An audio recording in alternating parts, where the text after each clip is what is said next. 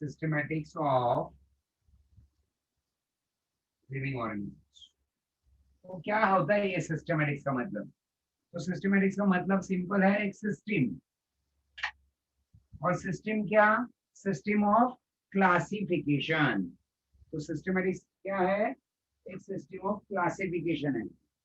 अब इसकी जरूरत क्यों पड़ती है? तो सिस्टमैटिक्स की जरूरत पड़ती है क्योंकि दुनिया में बहुत ज्यादा ऑर्गेनिजम्स हैं, मतलब डाइवर्सिटी ट्रिमेंडस है, नंबर ऑफ स्पीसीज बहुत ज्यादा है।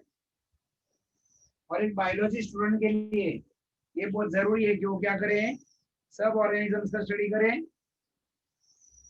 तो अगर मैं डिसाइड करता हूँ कि चलो रोज एक ऑर्गेनिज्म का मैं स्टडी करूंगा, तो मेरी लाइफ उतनी ज्यादा नहीं है जितने ऑर्गेनिज्म दुनिया में है। समझ रहे हो? दुनिया में there are 1.7 million organisms. 1.7 million का मतलब होता है 17 लाख टाइप के ऑर्गेनिजम्स। ह्यूमंस उसमें से एक है, मैंगो एक है, कोकोनट अलग है। ऐसे सब स्पीसीज को अगर हम गिने तो कितना है? 1.7 million species.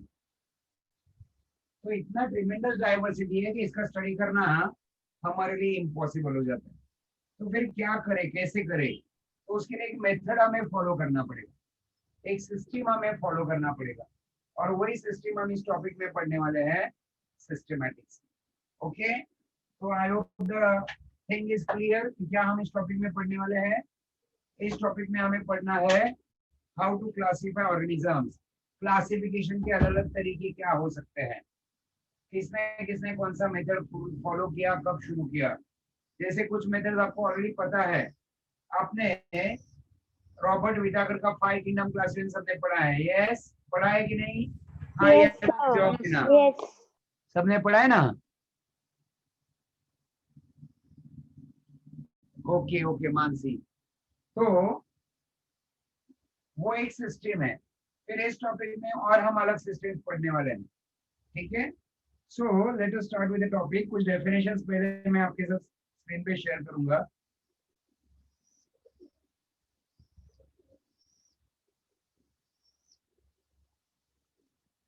So here are they. सबसे पहला डेफिनेशन आपको नोट डाउन करना है सिस्टमैटिक्स का। सिस्टमैटिक्स सर नोट डाउन करना है ना ये?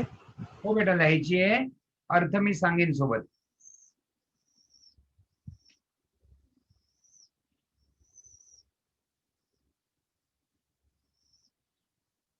तो सिंपल सा डेफिनेशन है, study of kinds and diversity of organisms and their comparative and evolutionary relationship.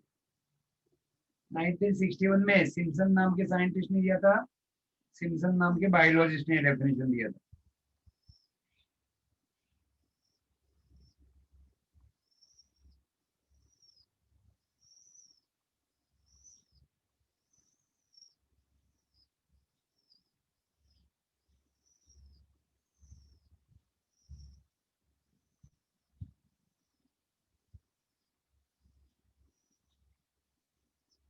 I hope सबने लिख लिया डेफिनेशन।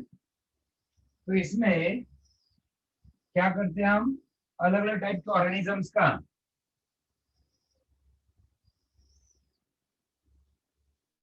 कंपैरेटिव स्टडी करेंगे और उनके बीच में इवोल्यूशनरी रिलेशन क्या है वो ढूंढेंगे। अब इसका मतलब क्या होता है? तो मतलब काफी सिंपल है। जैसे कि एग्जांपल में दूं आपको, कैट फैमिली का नाम लूं मैं, तो जैसे मैं कैट फैमिली बोलूंगा, आप मुझे 4-5 एनिमल्स के नाम बताओगे। एक कैट होगा, लायन Tiger. होगा, लायन, टाइगर होगा, टाइगर। पैंथर होगा, लेपर्ड होगा, बराबर है? ये सब एक ही फैमिली के मेंबर्स हैं। तो आप ये सारे फैमिली के मेंबर्स का कंपैरिजन करोगे, किसका हैबिटेट क्या है, मतलब किधर रहते हैं, फूड का हैबिट क्या है, कैसे फूड एक्वायर करते हैं, राइट? और फिर उनका आपस में क्या रिलेशन है। तो पता चलेगा कि इनको हमने कैट फैमिली नाम इसीलिए दिया है because all are closely related with each other. सब एक दूसरे से कनेक्टेड है, सब एक दूसरे से रिलेटेड है। इनके सबके ज्यादा से ज्यादा गुण, कैरेक्टर्स मिलते जुलते हैं। और उसकी एक सिंपल वजह यह है ये सब एक ही एंसेस्टर से इवॉल्व हुए हैं, मतलब they are a part of the same family, उनका एंसेस्टर एक कॉमन एंसेस्टर रह चुका है और इससे ये अलग अलग species over the period of time evolve हुए। बराबर, तो इतना सिंपल सा मीनिंग था इस सिस्टमैटिक डेफिनेशन का। I hope everyone is clear. किसी को नहीं समझा तो do let me know again, yes quickly, in case someone didn't understood it.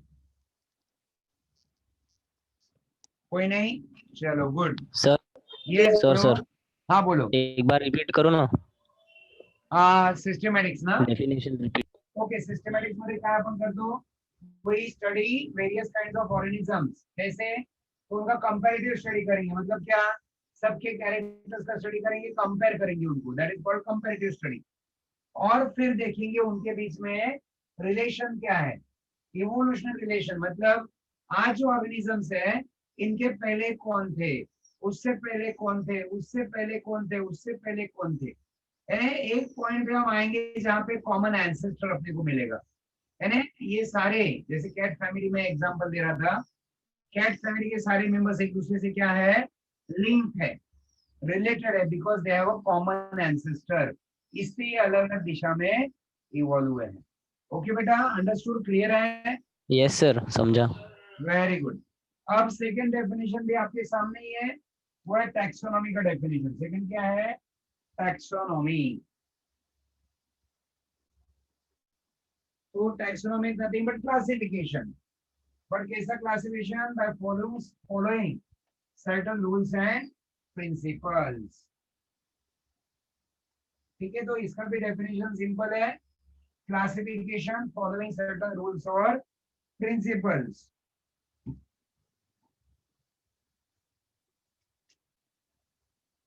ठीक है, ये भी नोट डाउन हो गया सबका? यस,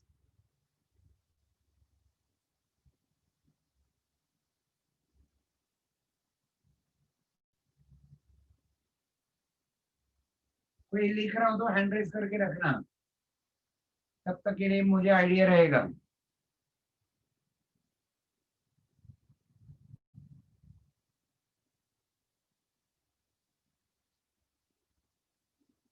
ओके, बस वो एक ही लाइन लिख रहा है।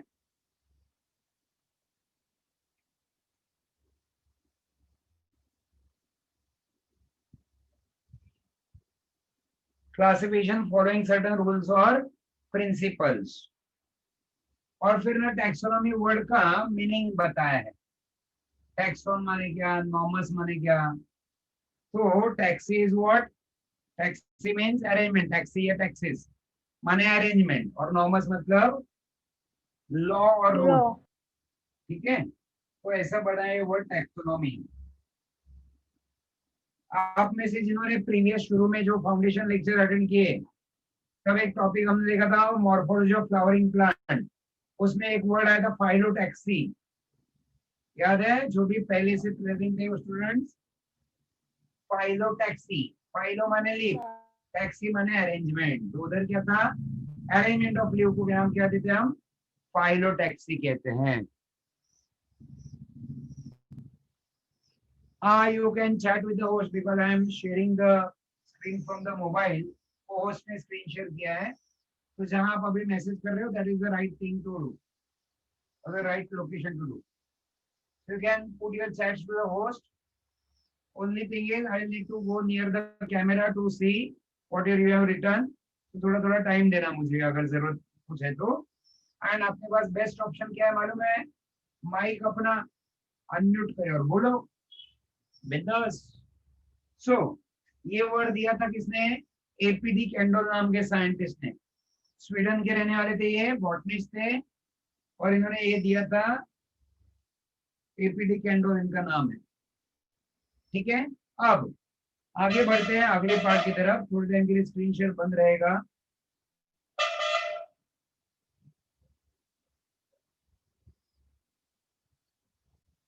सो नेक्स्ट चलते हैं अगले पार्ट की तरफ। अगला पार्ट है हमारा क्लासिफिकेशन, क्लासिफिकेशन, और ये तीन अलग अलग टाइप्स क्लासिफिकेशन हम देखने वाले हैं।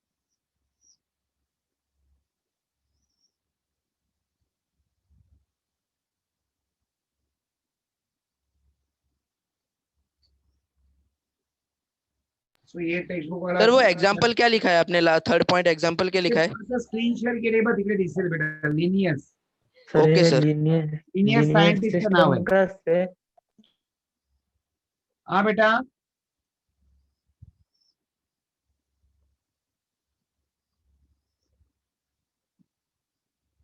Linnaeus is the name of the scientist. उन्होंने क्या किया था, ऑर्गेनिजम्स को दो ग्रुप में डिवाइड किया था, प्लांट्स एंड एनिमल्स।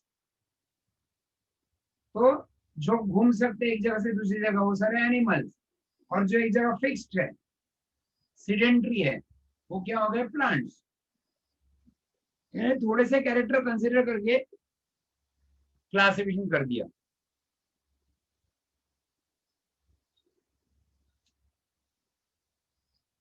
कोई लिख रहा है अभी भी हैंड रेज कर दो अगर लिख रहा है तो। Done sir done. Okay Done, sir. Done, done, done. Okay no problem, वो नो प्रॉब्लम। ओके ध्रुवी आपका भी हो गया।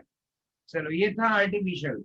अब सेकेंड टाइप जो है, सेकेंड टाइप है उसे हम कहते हैं नेचुरल क्लासिफिकेशन। सेकेंड क्या है, natural. Natural classification.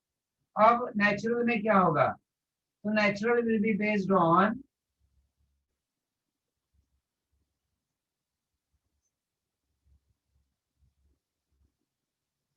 natural large number of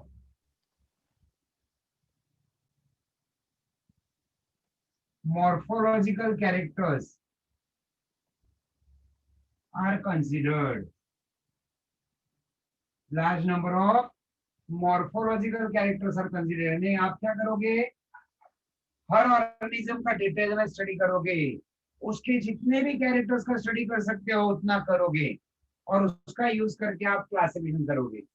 secondly इसका एग्जांपल है Bentham and hookers system of classification.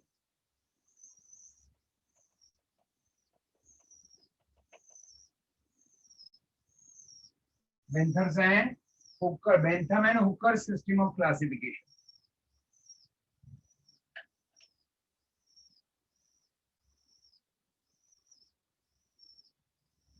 Morphological characters है क्या word? Morphological characters are considered।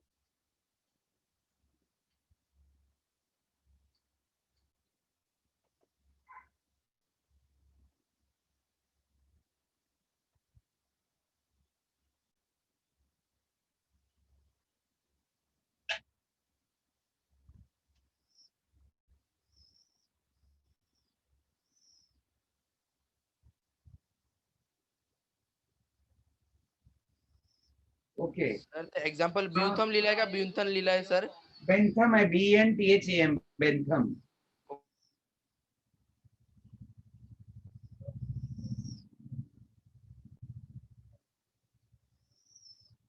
So here it is। तो ये लार्ज नंबर ऑफ कैरेक्टर्स को क्या कहेंगे हम, ऑब्जेक्टिवली सिग्निफिकेंट कैरेक्टर्स कहेंगे। They are called objectively significant characters.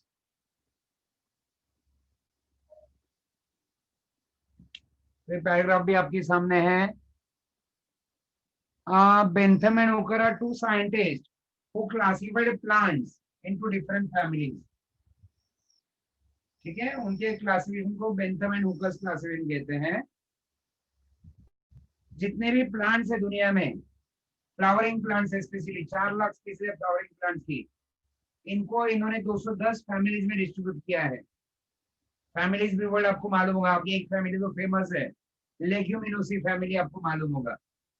वैसे इन्होंने 210 अलग अलग फैमिलीज में सारे प्लांट्स को कैरेक्टर्स के हिसाब से डिफरेंशिएट किया और क्लासिफाई किया। जीत कड़ू।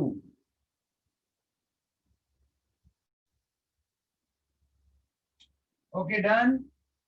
कोई लिख रहा है हैंड रेज करके बता दो, लिख रहा है तो, else we can go to the third.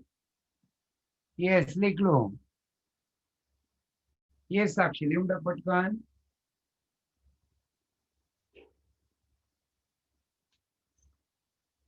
Objectively significant characters.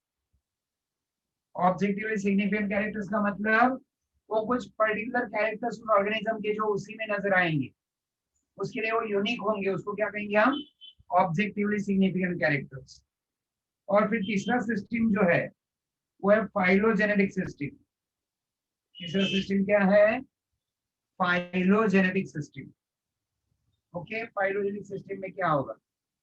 Phylogenetic system में will be considering the evolutionary history.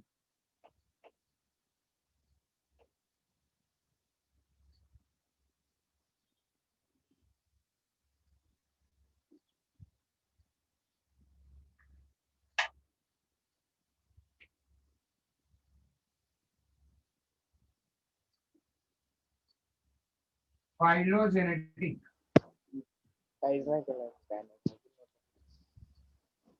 Classification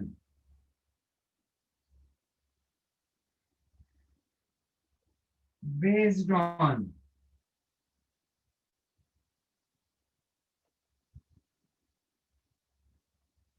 evolutionary history of organisms. Classification based on evolutionary history of organisms. और ये सिस्टम फॉलो किया था दो scientist ने, Engler and Prantl. Engler and Prantl. तो already evolutionary word पहले भी आया था सिस्टमेटिक से डेफिनेशन में। तो इवोल्यूशनरी मैंने आपको बताया क्या होता है, ऑर्गेनिज्म का इवोल्यूशन कैसे हुआ। आज भले इंसान दुनिया में है, लेकिन आज से 30-40 50 साल पहले इंसान नहीं थे। हमारे एंसेस्टर्स थे जो अभी एक्सटिंक्ट हो गए, कभी एक्सटिंक्ट हो गए, हम आए, बट हमसे पहले वो थे, उनसे पहले कोई और, उससे पहले कोई और, उससे पहले कोई और फिर एक ऐसा एंसेस्टर था जिससे एक तरफ ह्यूमंस इवॉल्व हुए और एक तरफ एप्स इवॉल्व हुए, मंकीज इवॉल्व हुए। तो आज अगर हम स्टडी करें पूरी दुनिया में सब ऑर्गेनिज्म के साथ हम कितने रिलेटेड है, तो we are maximum related with apes. In fact हमारा और उनका डीएनए 99.5% मैच होता है। हमारा और एप्स का डीएनए कितना मैच होता है? 99.5%। इतना डीएनए किसी और के साथ मैच नहीं होता है। आपका और मेरा डीएनए कितना मैच होता है?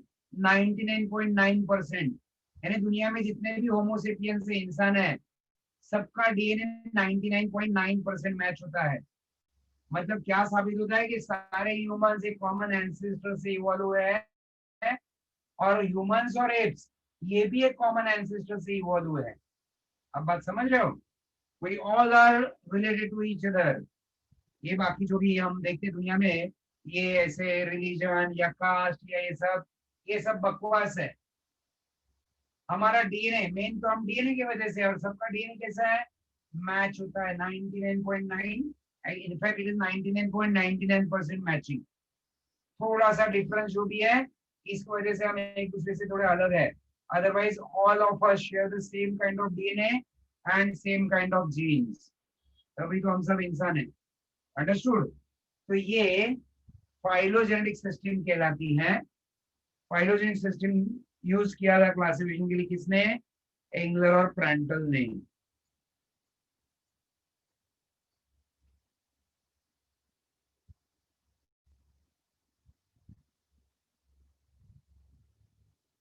So it is based on common evolutionary descent. Descent मतलब क्या? Descending मतलब हम जिनसे इवॉल्व हुए वो किसी और से इवॉल्व हुए थे, तो दादा मतलब परदादा, दादा, पिताजी, हम, ये डिसेंट हुआ कि नहीं? तो ऐसा इवोल्यूशनरी डिसेंट पे क्लासिफिकेशन डिपेंड करता है। और ये ऑलरेडी आप 10th में पढ़े थे जब आपने रॉबर्ट विटाकर का क्लासिफिकेशन पढ़ा था। याद होगा आप सबको रॉबर्ट विटाकर ने क्लासिफिकेशन कैसे दिया था? क्या लिखा था उन्होंने? सबसे बॉटम में क्या लिखा था? एक ट्री बनाया था, ट्री डायग्राम, राइट?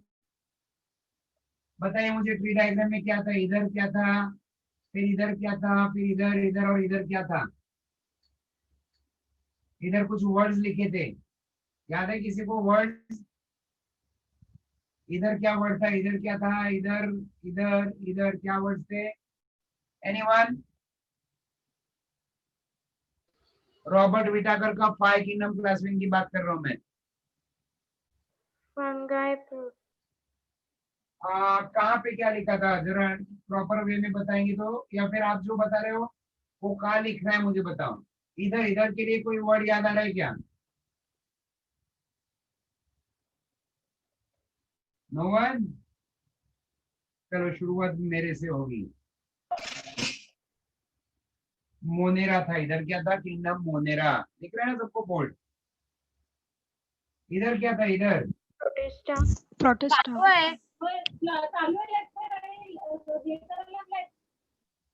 प्रोटेस्टा था, इधर क्या था, इधर सर बॅक्टेरिया नाही आहे का ना इसमें सर? बॅक्टेरिया काय म्हणतो बेटा? सर बॅक्टेरिया नाही येईल ना याच्यामध्ये? मोनेरा मध्ये बॅक्टेरिया येईल बेटा, ओके सर. बॅक्टेरिया आणि सायनो बॅक्टेरिया मोनेरा मध्ये येतात. बोलो और कोई? प्लांटे एनिमेलियन वेरी गुड। तो आपने फंगाई बता दिए, fungi, Animalia plant Plantae and Animalia. अब देखो एरोज का डायरेक्शन देखो कैसा है। सबसे बॉटम में क्या लिखा है, सबसे पुराना ऑर्गेनिज्म लिखा है, कौन? मोनेरा। अर्थ पे सबसे पहले कौन इवॉल्व हुए? मोनेरा। फिर मोनेरा के बाद इवॉल्व हुए प्रोटिस्टा। इसका मतलब मोनेरा खत्म हुए क्या? नहीं, मोनेरा आज भी है, बट अब एक नया ग्रुप और ऐड हो गया अर्थ पे, प्रोटिस्टा। फिर प्रोटिस्टा से 3 ब्रांचेस इवॉल्व हुए, ऐसा एज्यूम कर सकते हैं हम। कुछ ऑर्गेनिजम्स फंगाई बने, तो प्रोटिस्टा भी है, फंगाई भी। फिर प्लांट भी उसी वक्त बनने शुरू हुए और एनिमल्स भी उसी वक्त बनना शुरू हुआ। और एनिमल्स का पहला फाइलम आपने पढ़ लिया है, दैट इज पोरिफेरा, बराबर। तो इस तरह से ये ट्री डायग्राम बना है। This tree diagram is based on what? It is based on phylogeny.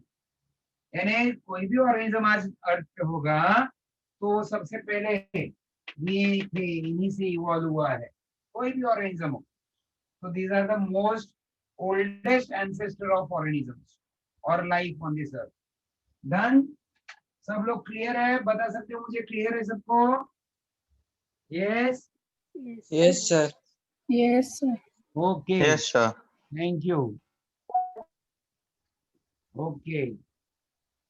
किसी को वापस कुछ चाहिए तो do let me know.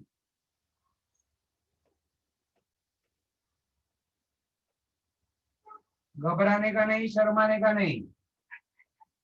ऐसे भी हमारा किसी का सरनेम शर्मा नहीं है, सिर्फ संदीप सर का सरनेम शर्मा है, और शर्मा सर तो बिल्कुल नहीं शर्माते, आपको भी मालूम है। ओके, सो आगे बढ़ते हैं। हमने देखा ये फाइलोजेनी। अब वहीं पे देखो आपको एक और डायग्राम दिख रही है। ये डायग्राम भी फाइलोजेनी के हिसाब से है, और इस डायग्राम को हम कहते हैं क्लैडोग्राम। जिसको हम ट्री डायग्राम बोलते हैं उसी को क्या कहते हैं? क्लैडोग्राम। तो एक क्लैडोग्राम है, यानी एक कॉमन एंसेस्टर था, इससे इवॉल्व हुए कौन? बैक्टीरिया इवॉल्व हुए। कौन इवॉल्व हुए?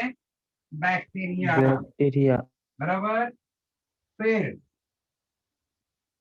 यही से इवॉल्व हुए आर्के आर्थी, और इवॉल्व हुए यूकैरियोटा यूकैरियोटा।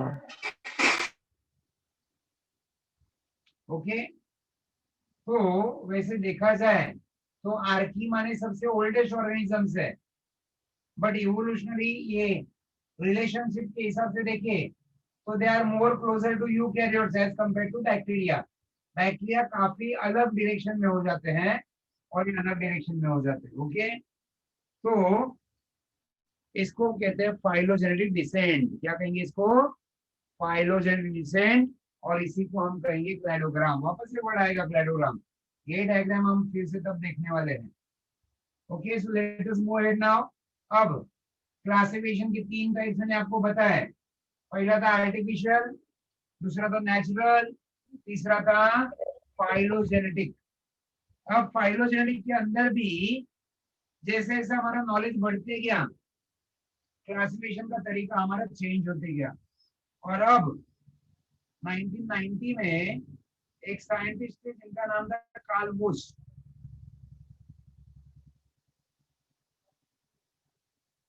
उनका नाम था कार्ल बुश। गौरव पाटिल, बाप रे, अभी एंट्री कर रहे हैं, जाके आ रहे हैं।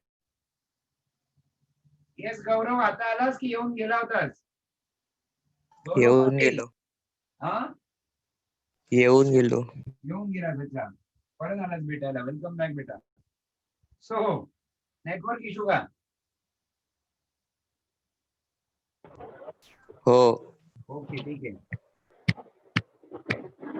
अब और एक तरीका देखते क्लासिफिकेशन का। ये किया था कार्ल वुश नाम के साइंटिस्ट ने। क्या नाम था इनका? Carl whoosh.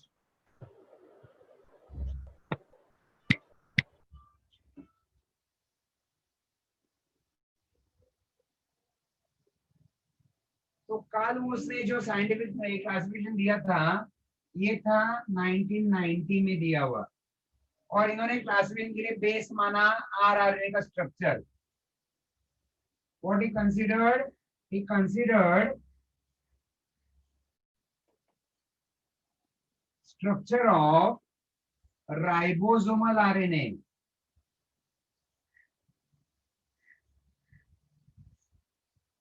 for classification. आप लोग भी साथ में नोट डाउन करते जाना, अच्छा रहेगा। फिर कभी वापस देखोगे तो आपको तुरंत याद आएगा। अदरवाइज क्या होता है, एग्जाम में सिर्फ टीचर याद आते हैं, बट वो क्या पढ़ाया था याद नहीं आता है। जबकि उल्टा होना चाहिए, टीचर याद नहीं आए चलेगा, क्या पढ़ाया था वो याद आना चाहिए। So it is always desirable to note down things in the book.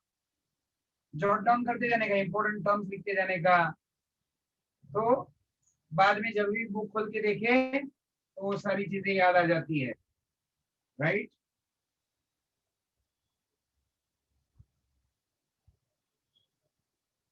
केवल जनतुल,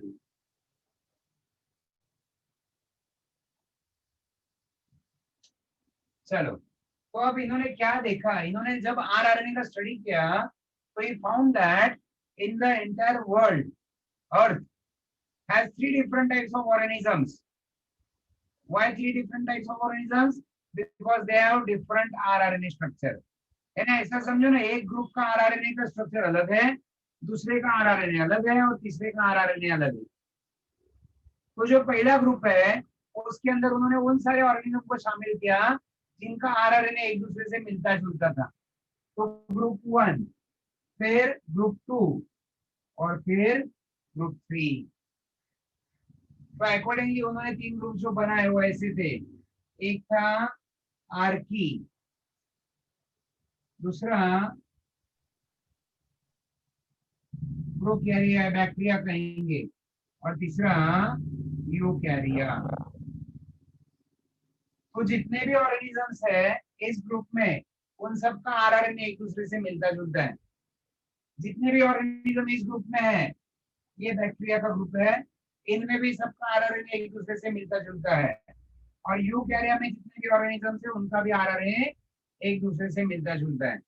यानी आरआरएनए का स्ट्रक्चर देखो सबका अलग अलग, इनका अलग, इनका अलग, इनका अलग। तो आरआरएनए के हिसाब से इन्होंने क्या किया, 3 ग्रुप्स बना दिए।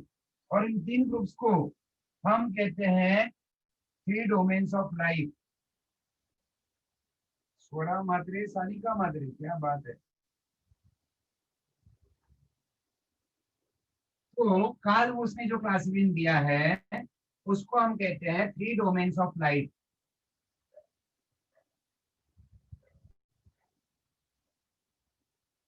Three domains of life.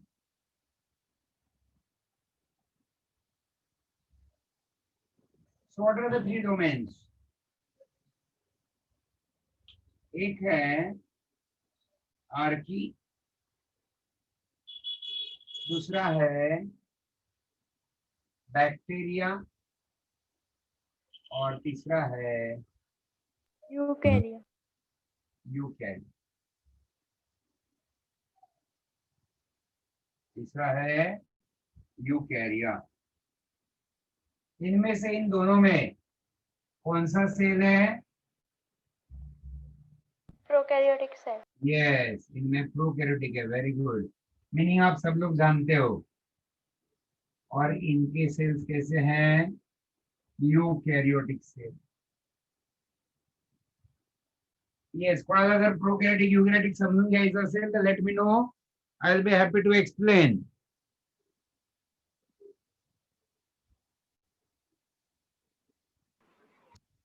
Okay, prokaryotic का मीनिंग होता है जिनके अंदर न्यूक्लियस, सिंपल वर्ड्स में फिलहाल लिख रहा हूं, न्यूक्लियस इज एब्सेंट। एक्चुअली कहते हैं nucleus is not well developed, but इधर मैंने लिखा न्यूक्लियस इज एब्सेंट, तो इधर लिखूंगा मैं फिर nucleus nucleus is is present. Yes, very good.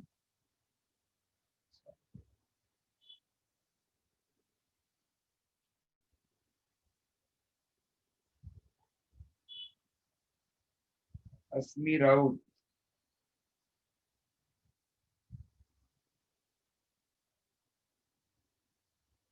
Okay, so that is the basic difference between prokaryotes and eukaryotes. I hope यहां तक सब कुछ क्लियर है आपको?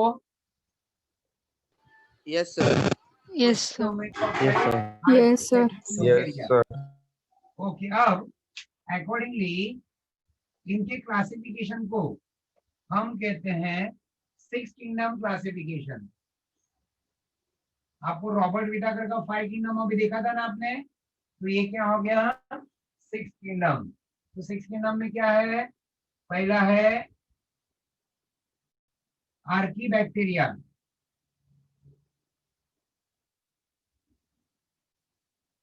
निधि पाटकर। सेकंड है बैक्टीरिया, यू बैक्टीरिया या प्रोकैरिया। फिर यूकैरिया के अंदर 4 किंगडम्स है जो आपने अभी लिखे थे, क्या थे? Protista, fungi, Plantae animalia. And animalia. तो टोटल किंगडम्स कितने हो गए? 6 किंगडम्स हो गए। तो इनका क्लासिफिकेशन क्या है? 6 किंगडम क्लासिफिकेशन। यानी एक कदम ये रॉबर्ट विटाकर से आगे है। रॉबर्ट विटाकर ने क्लासिफिकेशन दिया था 1969 में और इन्होंने दिया 1990 में। ऑलमोस्ट कितना साल हो गया? 21 इयर्स लेटर, क्योंकि इन्होंने और ज्यादा स्टडी किया था as compare to Robert Whittaker.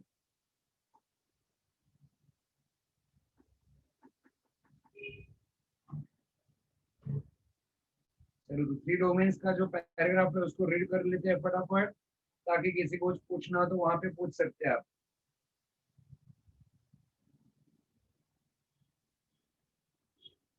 Okay, ये आपके सामने है। Read both the paragraphs. In case of any difficulty ask मी।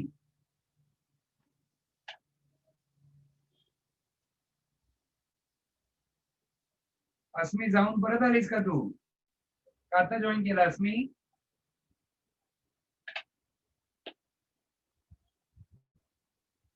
आहे ना अस्मी मीटिंग मध्ये, लेक्चर मध्ये?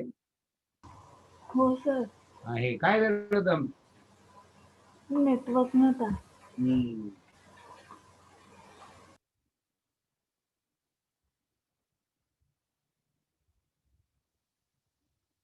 But then it is definitely appreciable कि आप लोग फिर से ज्वाइन होते हो। That is more important to try to be in the lecture even despite of internet issues. That is a good thing.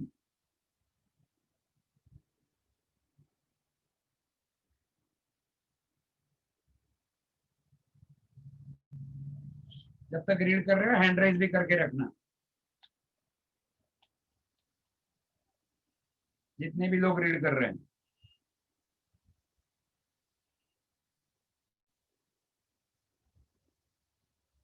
वैसे 64 हैंड राइज होने चाहिए।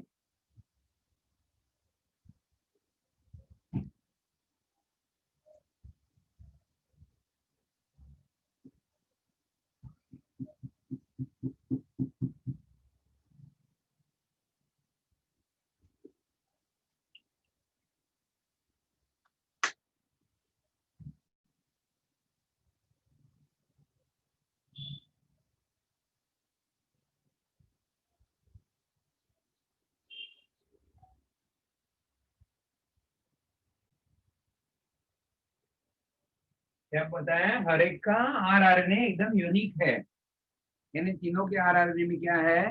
डिफरेंस है।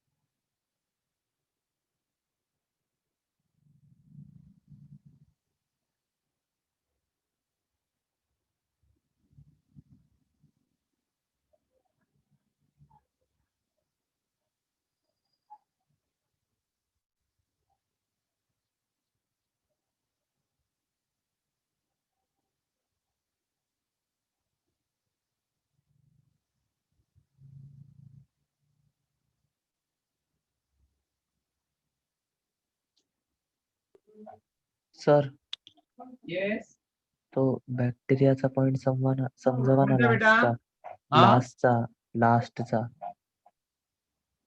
त्यांचे सेल वॉल डिफरंट आहे ते म्हणतोयस? हा सर अच्छा, तेच सांगतो सांगतो, येईल परत बेटा. आता किमोटॅक्सोनॉमी म्हणून एक पार्ट येईल आता, तेव्हा तो शब्द येईल परत, तेव्हा सांगितलं चालेल. ओके सर चालेल.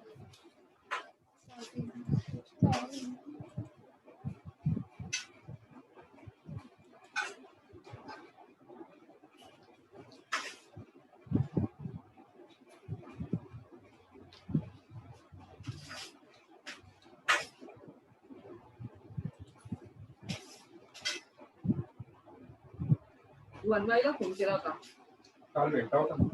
बोलला आणि तो बंद ठेवा. एवढ्या लोकांचे तुम्हाला फोन येऊन गेले, मला कोणाचं तुम्ही नाव नाही सांगितलं. वनवाई Aditi, thank you. Sorry sir. No problem.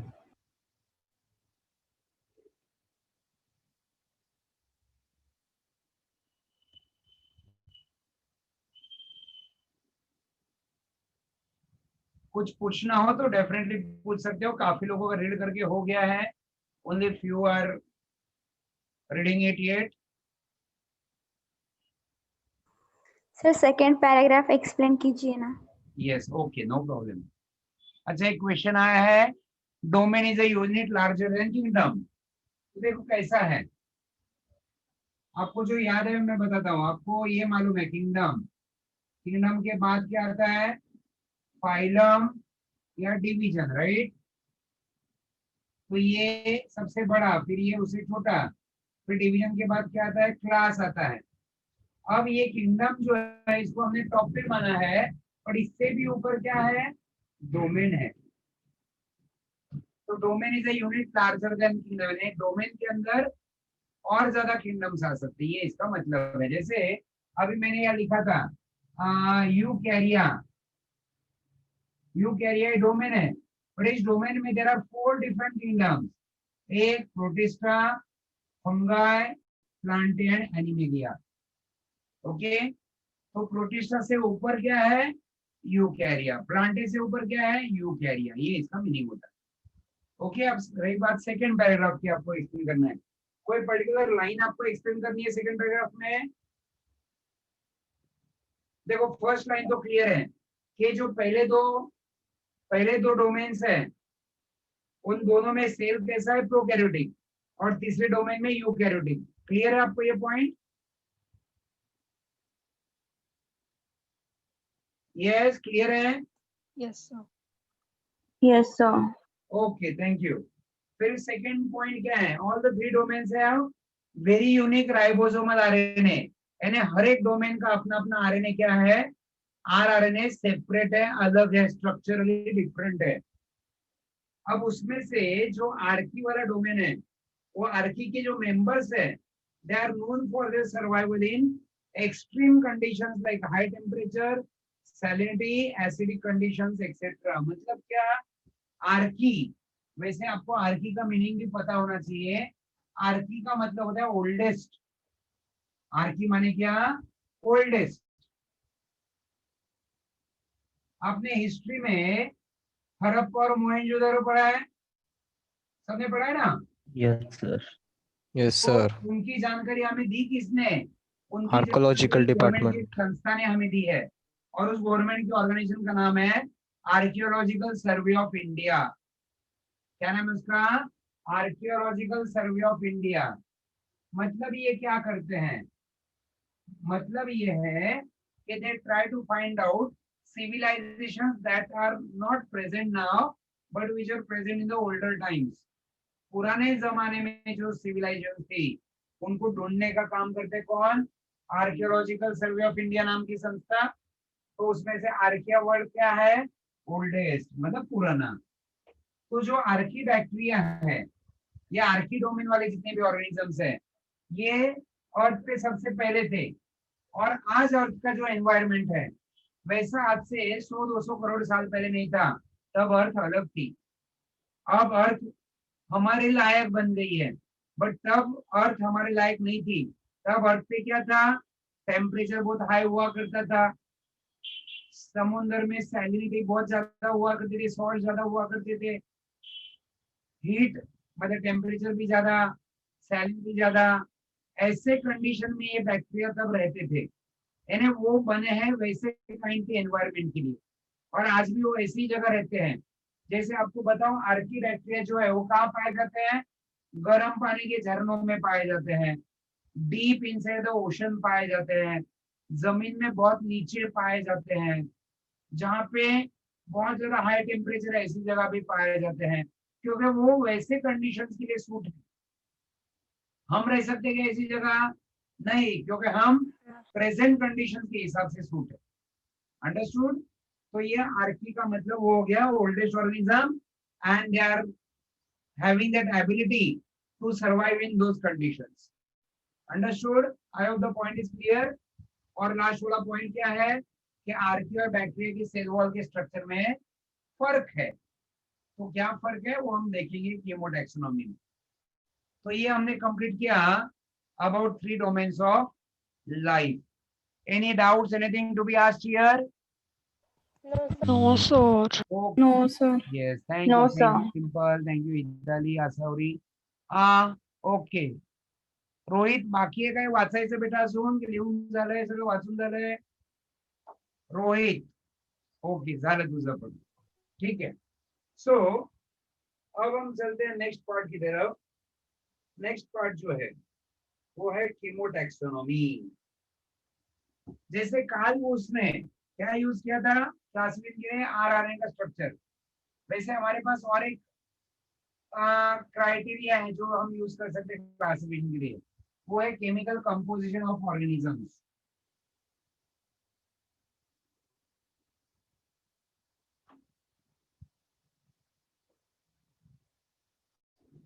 Chemicals found in organism. जब आप अलग अलग ऑर्गेनिज्म का स्टडी करते हो तो आपको पता चलता है कि सारे ऑर्गेनिज्म में केमिकल्स मौजूद है, बट सब में सेम टाइप के केमिकल्स नहीं है। जैसे एनिमल के अंदर जो केमिकल्स है वो सेम प्लांट्स में कभी नहीं होंगे, वहां पे कुछ अलग केमिकल्स होंगे। इवन प्लांट्स के अंदर भी बहुत सारे डिफरेंस रहेंगे। कुछ प्लांट्स के भी अंदर कुछ कॉमन केमिकल्स नजर आएंगे, फिर दूसरे ग्रुप के अंदर कुछ और केमिकल्स होंगे। तो केमिकल कंपोजिशन या केमिकल का स्टडी करके भी आप क्या कर सकते हो? ऑर्गेनिजम्स का क्लासिफिकेशन कर सकते हो।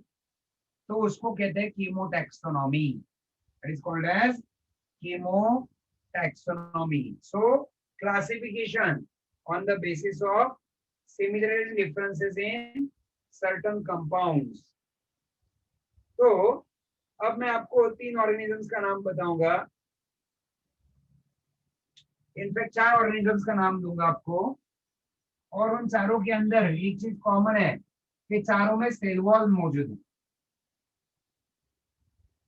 क्या प्रेजेंट है उनमें? सेल वॉल वाले 4 टाइप के ऑर्गेनिजम्स। एक आर्की बैक्टीरिया, दूसरे यू बैक्टीरिया, तीसरे फंगाई, और चौथी क्या है? प्लांट्स। ये चारों में एक से चीज कॉमन है, वो क्या है? वो है कि इन सब के अंदर क्या है? Cell wall. क्या प्रेजेंट है? Cell wall. अब इनमें से बैक्टीरिया के सेल वॉल में पेप्टिडोग्लाइकन प्रेजेंट है। पेप्टिडोग्लाइकन मतलब क्या?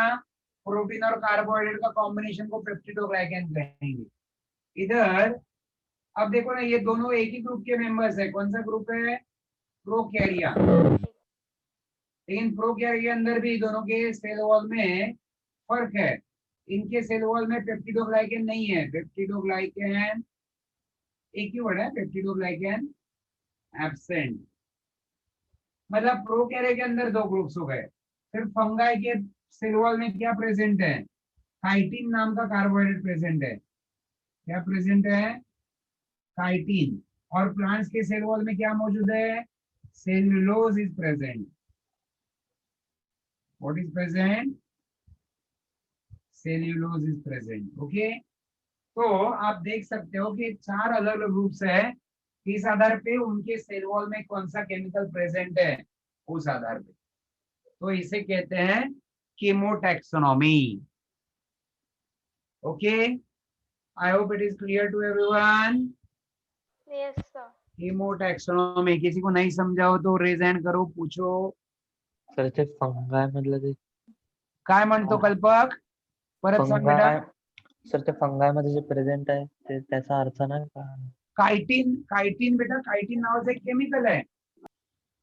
जसं प्लांटच्या सेल वॉल मध्ये सेल्युलोज नावाचं केमिकल आहे। आपण बघ भात खातो ना, भात, तर भात Yes, कच्चा sir. खाल्ला का पोट दुखतं, कारण भातामध्ये सेल्युलोज आहे। मग आपण काय करतो? शिजवतो त्याला। शिजवलं की सेल्युलोजचं हायड्रोलायसिस होतं, मग ते आपल्याला डायजेस्ट करायला सोपं पडतं। तर Yes, sir. प्लांटच्या सेल वॉल मध्ये काय? सेल्युलोज। फंगसच्या सेल वॉल मध्ये काय प्रेझेंट आहे? काइटिन नावाचं केमिकल प्रेझेंट। Yes. ठीक है? Okay, sir. Okay. Yes, anyone else? Anything else?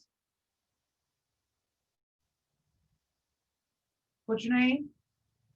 तो चलो एक छोटा सा क्वेश्चन आंसर सेशन देख लेते हैं। पहले क्विक रिवीजन 1 मिनट में क्या क्या देखा हमने। मैं सिर्फ स्क्रीन को स्क्रॉल करते जाऊंगा। आपने शुरू किया था यहाँ से, सिस्टेमैटिक्स से। तो ये सिस्टेमैटिक्स का डेफिनेशन, उसके बाद टैक्सोनॉमी का डेफिनेशन,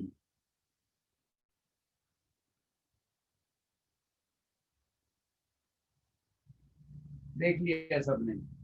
फिर classification, grouping of organisms in distinct categories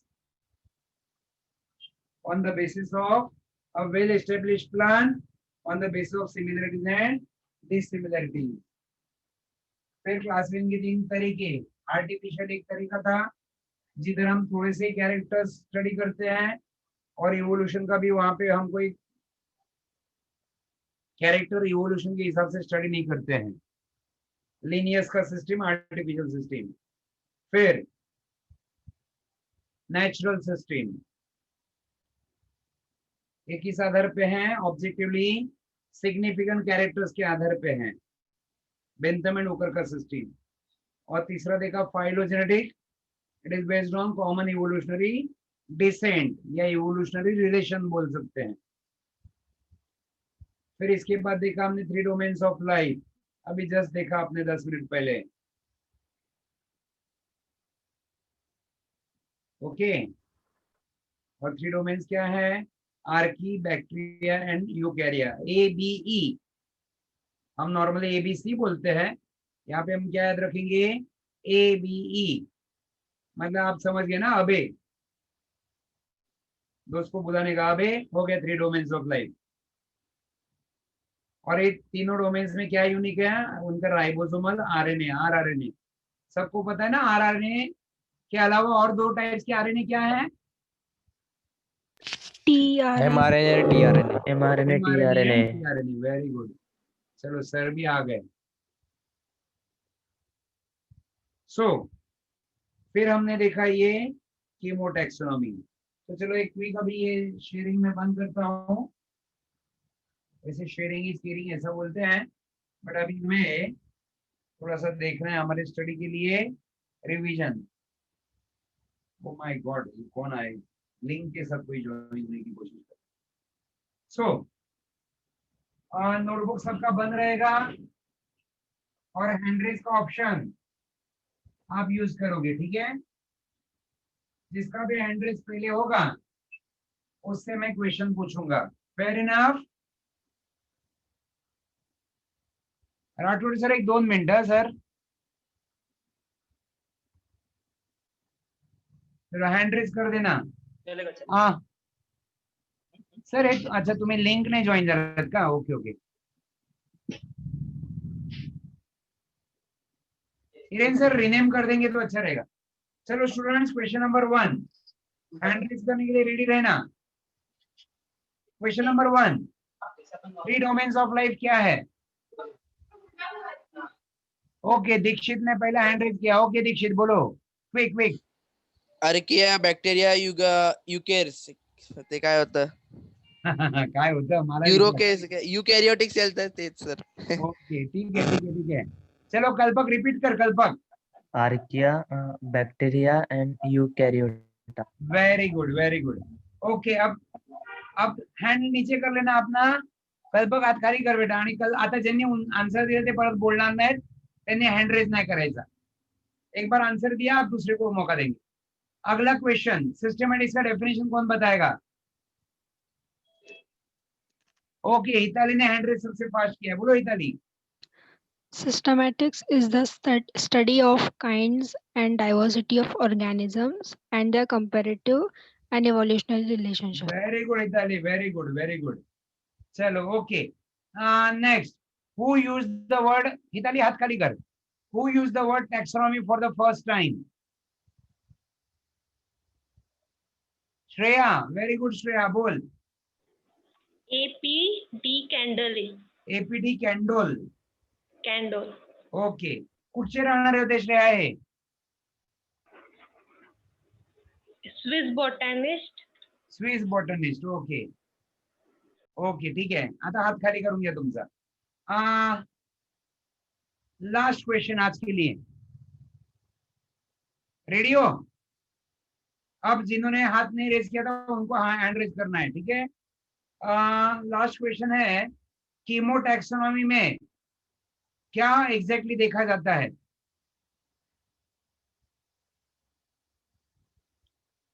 okay जहान वेरी गुड। जहान ने हैंड रेज किया है। बोलो जहान।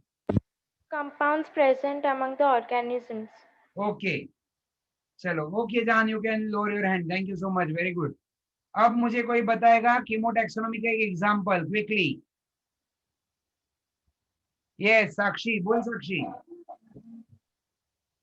साक्षी ने हैंड रेज केला है आणि जहान अभी आप नहीं करोगे चलेगा जहान। ये साक्षी बोल। ओ हो साक्षी तुझा आवाज नाही पोहोचला। Archaea cell. हा परत बोल। Archaea cell wall is without pedidorsals and that are prokaryote with the pedidorsals. Okay Eukaryote fungi. ठीक है और कोई ऐड करना चाहेगा इसको? एनीवन एल्स अदर देन साक्षी?